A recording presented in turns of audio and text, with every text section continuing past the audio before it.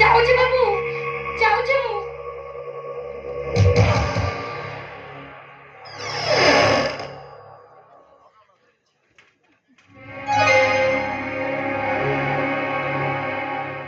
ତମେ ଏ ଘରର ସାନ ପୁଅ। ତମେ ମତେ ପିଇଛ? ମୁଁ କେବେ ପିଏନି। ସାଙ୍ଗମାନେ ବାଧ୍ୟ କରି ପିଇଦେଲେ ବୋଲି ନିଶାଟା ଟିକେ ଅଧିକ ଖାଇଦେଲା। ଚାଲି ଚାଲି ଆସିଥିଲି। ଏ ବାଟରେ ଜଣେ ସାଙ୍ଗ ତା କାର ଆଣି ଆମ ଗେଟ୍ ପାଖରେ ଛାଡ଼ିଦେଲେ। ତୁମେ କିଏ?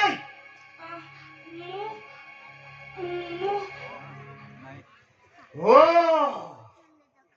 ବୁଝିଗଲି। ରାତିର ଅନ୍ଧାର ଭିତରେ ଗରାଖ ଖୋଜୁଥିବା ତମେ ହେଉଛ ଗୋଟାଏ ଦେହଜୀବୀ।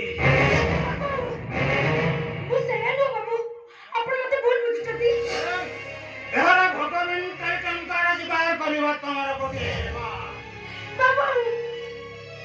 ଭୁଲରେ ଆମ ଘରକୁ ଚାଲି ଆସିଛ।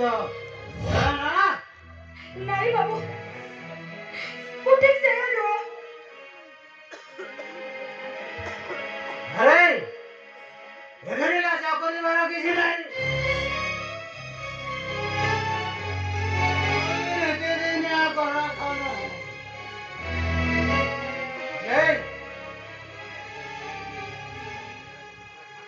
ବାବୁ, ମୁଁ ବେଶ୍ୟା ନୁହଁ। ଆପଣ କଣ ଭାବି କଥାବାର୍ତ୍ତା କରୁଛନ୍ତି? ମୁଁ ଗୋଟେ ଦେହଜୀବୀ। ଆଉ କଣ? ଆଉ କେମିତି ଗଲେ ତ ବୁଝିପାରିବୁ? ତମେ ଯେତେ ଚାହିଁବ ମୁଁ ସେତେ ଦେବାକୁ ରାଜି ଅଛି। ହେଲେ ମୋ ମନ ଭିତରେ ଚଳୁଥିବା ନ୍ୟାୟଟାକୁ ଟିକେ ଏଡ଼ାଇ ଦିଅ।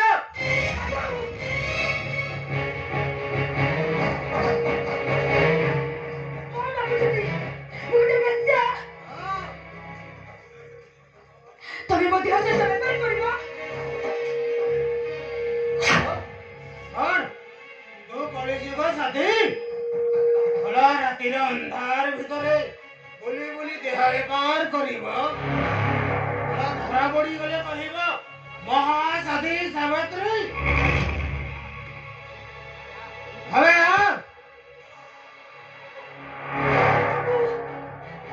બજી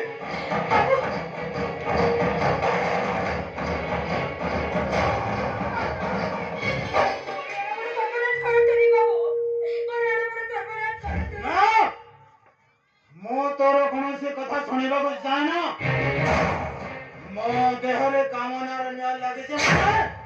ନ ଲିଭିଲା ପର୍ଯ୍ୟନ୍ତ ମୁଁ ତାକୁ କେବେ ଛାଡ଼ିବିନି। नहीं बाबू नहीं। नहीं बाबू नहीं, मत छाड़ी दियो।